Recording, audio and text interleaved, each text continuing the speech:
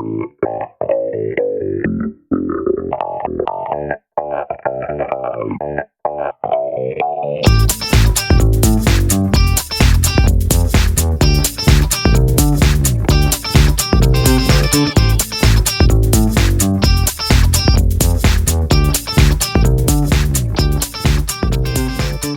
à tous, aujourd'hui on va vous présenter la série Micro Machines. Et Michael va, pendant que je vous présente un petit peu le concept du jeu, comment ça a été développé, comment on est arrivé aux différentes versions, va jouer à Micro Machines 64 Turbo. Pourquoi tu as choisi cette version-là par rapport à une version Mega Drive ou sur NES par exemple? Parce qu'en fait c'est une version qui est identique à celle auquel je jouais quand j'étais petit, donc qui était sur PlayStation 1, D'accord, qui s'appelait Micro Machines V3 du coup. voilà, et qui était extrêmement marrante, et j'ai passé de nombreuses heures dessus à m'amuser. D'accord, bah très bien. Tu vas reprendre la sauvegarde que tu avais et je vais vouloir que tu joues, vas-y, hein, que tu joues en championnat pendant que je présente en niveau difficile. Parce que tu te targues d'être bon, donc j'ai envie de montrer du bon niveau à ce jeu. Ouais, je me souviens que le jeu est très très difficile. Alors tu vas peut-être pas faire, voilà, tu vas faire face à face, c'est quand même plus Face à sympa et c'est le plus représentatif en fait de quand on joue à plusieurs, parce que c'est exactement la même façon, et tu vas jouer en difficile. C'est quoi face à face? C'est exactement la même chose que quand on joue en fait à plusieurs, c'est-à-dire que en fait tu as quand tu quittes l'écran tu perds des points ou tu en gagnes, alors que si tu choisis juste le mode normal, c'est juste des courses. Voilà. D'accord. Voilà. Donc on n'utilise pas le Rumble Pack et t'as dit que tu utilisais les armes, je pense. Voilà, donc tu démarres. Et maintenant je vais te laisser jouer, je vais commenter un petit peu. Si jamais tu fais une grosse boulette, bah, je le remontrerai à tout le monde pour bien montrer que t'as raté. Voilà. Donc, je te mets un peu la pression. Voilà, on sait pourquoi c'est moi qui joue. Voilà. Pendant ce temps-là, moi je vais tout simplement déjà expliquer un peu la genèse de Micro Machines. Micro Machines, c'est un jeu dit Tabletop Racing. En fait, l'idée c'est que ça appartient à la catégorie des jeux où c'est filmé sur le dessus, comme vous pouvez le voir, et on voit pas le reste de la course. Voilà. Avant Micro Machines, il y avait d'autres jeux qui faisaient ça, qui étaient sur Commodore, sur NES, Spectrum, Arcade, etc. Il y avait Super Sprint, qui était un jeu où la course était entièrement représentée sur un unique écran. Donc l'avantage c'est que ça permet en fait de voir l'avancée de tous les joueurs, D'accord. mais par contre question au niveau game design de la course, vu qu'on est limité à un écran, on peut pas faire grand chose en fait. Hein. Il y a C'est vraiment, sur quelle console tu dis? c'était sur Commodore, sur Amstrad, etc. Voilà. Un petit peu plus tard, il y a eu Grand Prix Simulator qui a été développé par Codemaster, donc l'éditeur des jeux Micro Machines, et ça a été un de leurs plus gros succès. Ça a très bien marché et c'était exactement le même principe hein, que Super Sprint, c'est-à-dire qu'en fait c'était un jeu de course qui se voyait sur un unique écran, on voyait toute la course d'un coup et on pouvait du coup suivre entièrement comment faisait l'évolution de ses adversaires. D'accord. Tu viens de perdre, mais je vois quand même que même au niveau difficile, tu as quand même pas mal de marge. Ouais, non, c'est pas très dur en fait. Voilà, j'espère qu'un peu plus tard il y aura plus de challenge, ça sera un peu plus intéressant. Je fais vraiment de la merde et ça passe. Oui, je vois ça, je vois ça. Et un autre, donc là vraiment je vous présente, il y en a d'autres, hein, mais je vous présente ceux qui étaient les majoritaires et les plus connus. Il y avait Supercars, toujours sorti sur les mêmes plateformes. Et là la différence c'est que c'était un tabletop racing. Par contre, on n'était plus sur un seul et unique écran. C'est-à-dire que la course était un peu plus complexe, donc il y avait vraiment, vu que la course était déroulée au fur et à mesure de notre avancée, il y avait un game design un peu plus intéressant et des courses plus complètes, un peu plus longues, donc un petit peu plus de fun. Voilà. J'ai présenté un petit peu voilà, l'historique, qu'est-ce qui se faisait avant Micro Machines. Maintenant, je voudrais qu'on parle un petit peu de Codemaster, qui est l'éditeur du jeu. Est-ce que tu connais, question piège, bon, peut-être que tu connais, d'autres jeux qui ont été développés par Codemaster? Absolument pas. Voilà, j'aurais dû lui préparer la question et lui donner quelques réponses avant. Bon, ils sont pas connus que pour Micro Machines, hein. Mais moi, ce qui m'intéresse par contre aujourd'hui, c'est vraiment que cette partie-là. Donc, c'est une société qui a été créée par deux frères, Richard et David Darling. Oui. Voilà. Non, la famille, pas toi. Ok. Ouais, ça a été une société créée en 86 et à l'époque en fait ils étaient surtout spécialisés dans les jeux de simulation. Donc il y avait justement Grand Prix Racing, il y avait d'autres jeux. Voilà. Et en 89, quelqu'un les appelle et leur demande de développer pour une console, la NES. Et là ils connaissent pas. Ah, voilà, c'est Cette console en fait n'était pas sortie, c'est une société anglaise et la NES n'était pas sortie encore à l'époque en Europe. D'accord. C'était que aux États-Unis et au Japon. Donc ils connaissaient un petit peu la console, on avait entendu parler, ils savaient qu'elle cartonnait bien, mais ils n'avaient encore jamais rien développé dessus. Et donc ils ont décidé de reprendre en fait les jeux qui avaient bien cartonné à l'époque chez eux, donc Super Racing et Daisy, et ils ont présenté au CES en 90. Alors CES, je sais pas si tu connais. En fait, c'est l'E3 maintenant. Ah, d'accord. Voilà, donc c'est vraiment, avant le CES c'était vraiment la présentation de la technologie, etc. Maintenant il y a l'E3 qui est un salon vraiment dédié aux jeux vidéo, et le CES qui se déroule actuellement, même là cette semaine, c'est maintenant beaucoup plus sur les technologies, Internet, voilà, et les autres choses. Donc maintenant il y a deux salons différents, et le jeu vidéo a l'E3 qui est vraiment son salon vraiment dédié. T'es en train de prendre ta rousse par Bonnie? Ah, je suis en train de me faire défoncer. Elle est hardcore. Et tu nous fais pas un game over, ça serait un peu dommage. Voilà. Est-ce que tu gagnes pas, ça game over? Ouais, t'as des retries, mais... Donc j'en étais, voilà. Donc ils ont présenté de façon très rapide leur jeu Daisy et Super Racing, j'ai oublié le nom, voilà.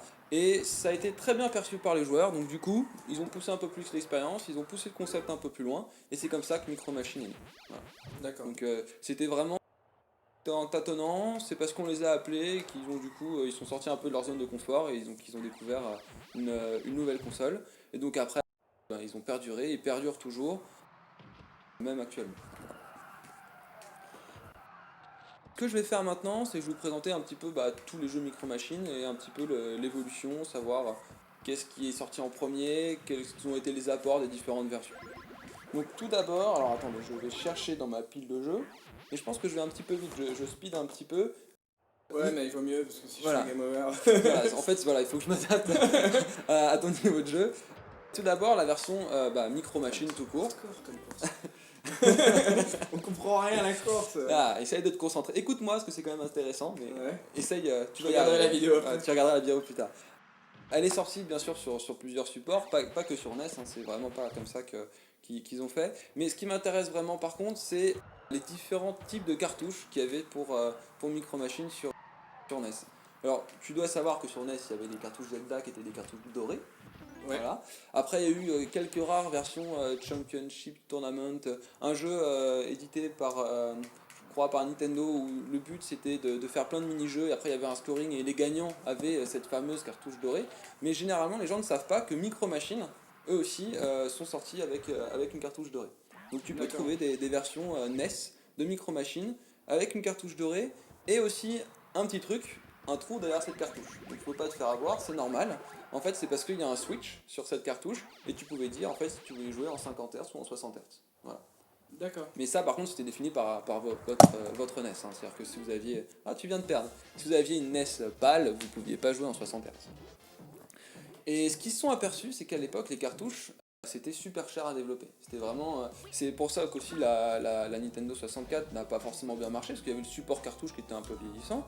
C'était aussi un support qui était assez cher, mais c'était déjà le cas sur la NES. D'accord.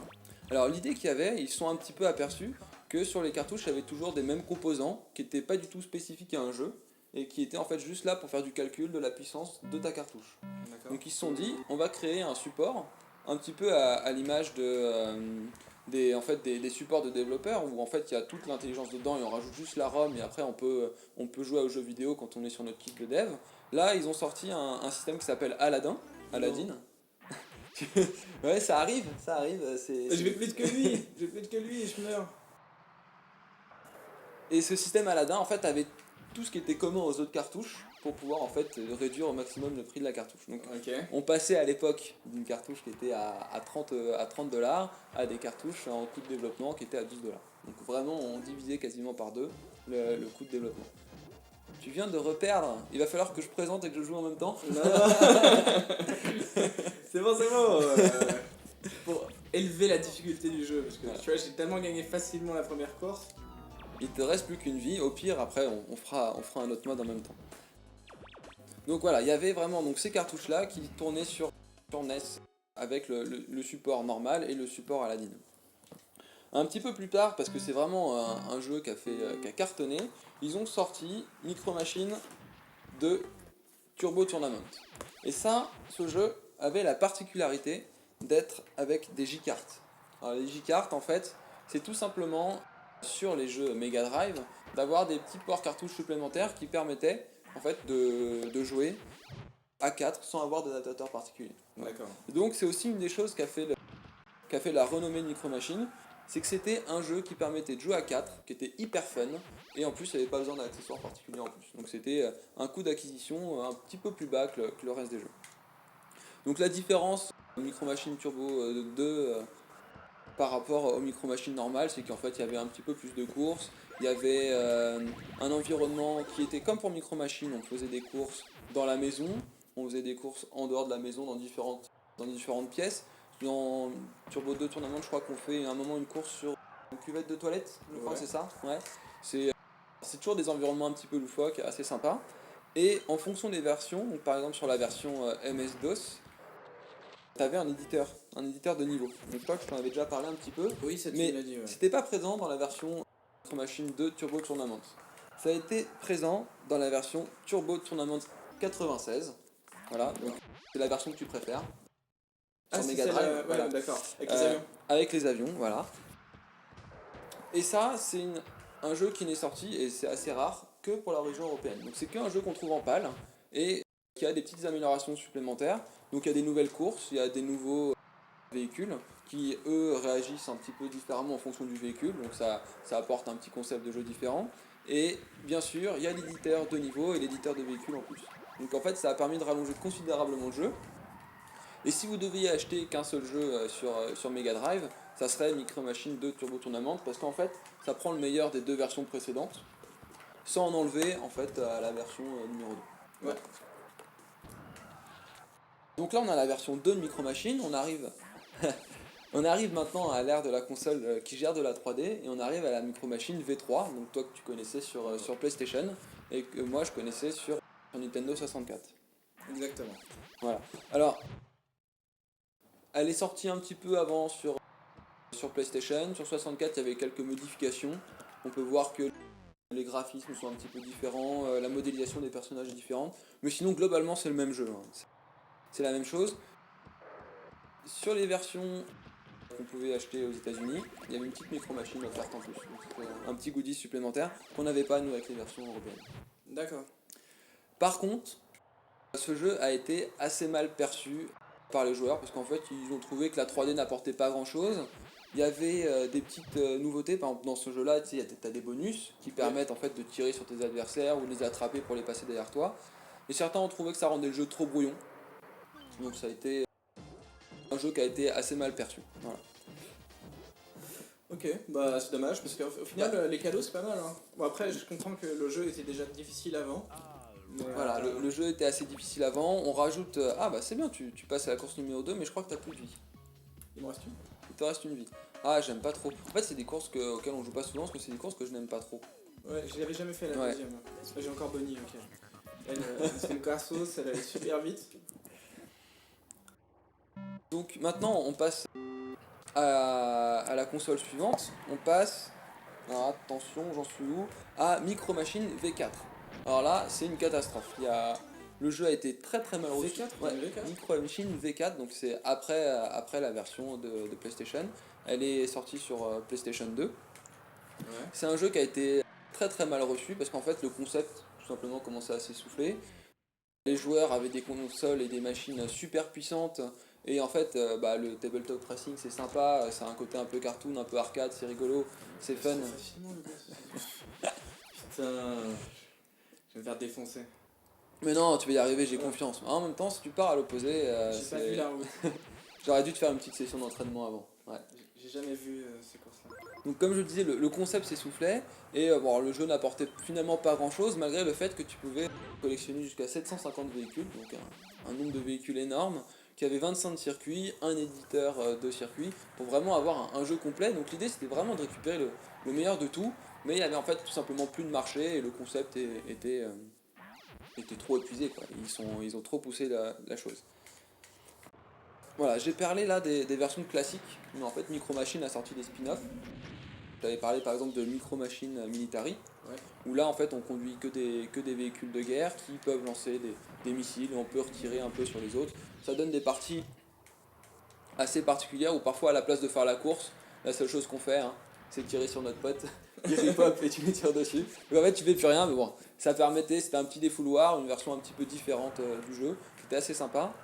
Et Codemaster s'était aperçu que, enfin voilà, Micro Machines c'est assez sympa. C'est un jeu à licence, hein, Micro Machines c'est un jeu qui existe en dehors du jeu vidéo, donc ça leur coûtait très cher, et donc ils ont fait un autre spin-off qui s'appelle Micromaniacs sur PlayStation. Je sais pas si tu y avais joué à l'époque. Non, jamais. Alors c'est exactement le même principe, sauf qu'à la place de conduire des petits véhicules Micro Machines, c'est des petits personnages qui courent. Mais en fait, le truc, c'est que ça a rendu le jeu beaucoup moins fun, parce que c'est quand même plus sympa de conduire des véhicules qui vont à toute vitesse et qui vont dans tous les sens, que juste des petites personnes voilà, qui courent, qui se poussent. L'avantage, c'est que par contre, chaque personnage avait une attaque bien particulière. Bon, si tu veux, on va arrêter là, et puis on va te... Non, j'ai encore une vie, c'est pas grave. on va te faire autre chose. Non, mais enfin, si j'avais voulu prendre quelqu'un qui savait jouer, en fait, j'aurais dû appeler quelqu'un d'autre. Écoute, j'ai pas joué. Ah, mais non, mais il me restait une vie. Non, voilà, tu l'as utilisé. Donc chaque personnage en fait avait des techniques particulières. Ils ont fait 2 opus, mais ça a pas été très bien perçu, et donc c'est pour ça que souvent les gens passent à côté. Voilà. Donc qu'est-ce qui se passe après Micro Machines? Bah, il y a un autre jeu qui a été sorti, Toy Box Turbo. Donc c'est vrai qu'en fait depuis Micro Machines V4 on n'en a plus du tout entendu parler. Officiellement, Codemaster avait dit la dernière version, fais un autre mode, je sais pas, essaye en Ouais, plus je vais facile essayer. ou un mode course. La V4 avait très très mal marché, donc ils ont voulu essayer de renouveler le genre. Ils n'ont pas voulu, moi je pense, repayer aussi les licences pour pouvoir exploiter la version Micro Machine, le nom Micro Machine. Donc ils ont sorti une version sur Xbox 360 qui s'appelle oui, mais qui s'appelle pas Micro Machine du coup, c'est pour ça que pas mal de gens Ok. passent à côté. Ça s'appelle Toy Box Turbo. C'est exactement le même concept avec en fait pour moi on revoit Micro Machine V4 sauf qu'ils ont changé le nom. C'était un petit marché de niche et ça a pas mal plu aux joueurs. Donc du coup je comprends pas pourquoi il y a une version qui a été préférée par rapport à d'autres. Voilà.